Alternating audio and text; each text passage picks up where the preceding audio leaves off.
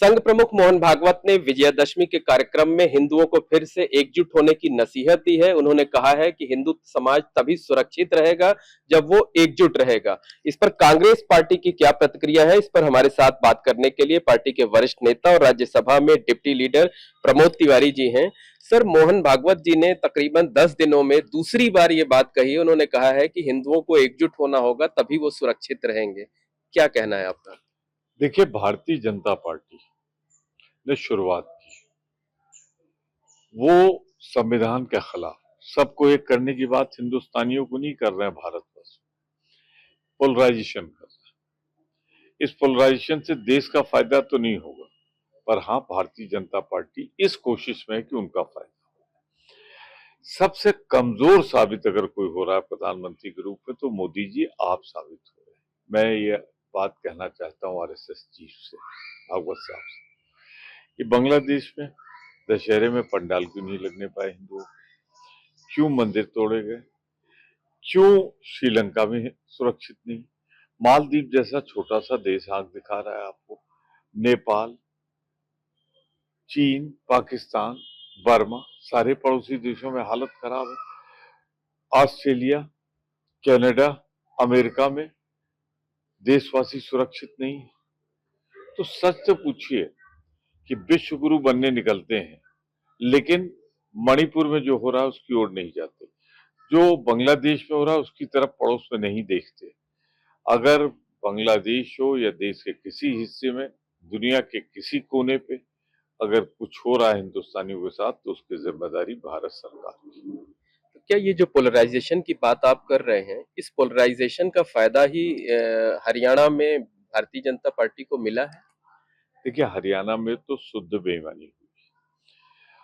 जिस तरीके से चुनाव की मतगणना के दौरान हमने सवाल उठाया था, निर्वाचन आयोग डिक्लेयर ही नहीं कर रहा था, बैटरियों का कहानी अलग है। तो इस पर हमारी चल रही है समीक्षा। जब समीक्षा आ जाएगी तो हम उसको सार्वजनिक करेंगे, पर इसमें कोई दो राय नहीं कि जो देखने में लग रहा है, मैं गलत हो सकता हूँ, हरियाणा की कांग्रेस गलत हो सकती है, पत्रकार गलत हो सकते हैं, सारी ब्यूरोक्रेसी गलत हो सकती है। अगर सही कुछ है तो फिर हेरा फेरी।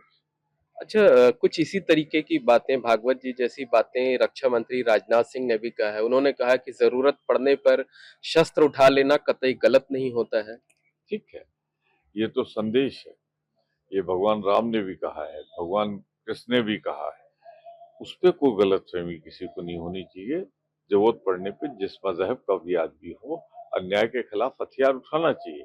लेकिन आप तो फिरका परस्ती कर रहे हो, धर्म के आधार पर पोलराइजेशन करके देश का नुकसान कर रहे हो। आपत्ति उस पर है।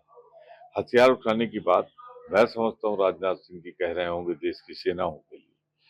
भागवत जी और मोदी जी और योगी जी, ये तो धर्म के आधार पर पोलराइज करके देश को कमजोर करना चाहते हैं। अच्छा, एक सवाल और है। असदुद्दीन ओवैसी ने हरियाणा में विपक्ष की हार का ठीकरा कांग्रेस के सर फोड़ा है।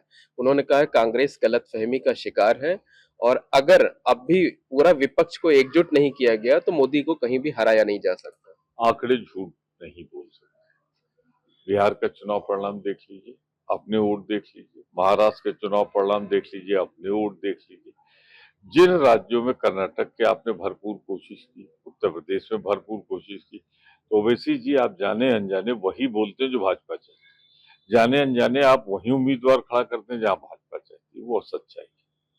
क्या हरियाणा में जो नतीजे आए हैं उसका सबक जो है कांग्रेस पार्टी या विपक्ष महाराष्ट्र और झारखंड में जो चुनाव होने जा रहे हैं उसमें लेगी? बहुत गंभीरता के साथ राहुल जी, खड़गे जी, सभी वरिष्ठ नेता बैठ रहे हैं, कमेटी बनाई जा रही है, हम समीक्षा कर रहे हैं, और निश्चित रूप से हर राजनीतिक दल को हर घटना चक्र से सबक लेना चाहिए। तो धन्यवाद। ये हैं प्रमोद तिवारी जी, जिनका साफ तौर पर ये कहना है कि मोहन भागवत और प्रधानमंत्री नरेंद्र मोदी देश को एकजुट करने की बात नहीं करते हैं, बल्कि समाज को टुकड़ों में बांटने की कोशिश करते हैं।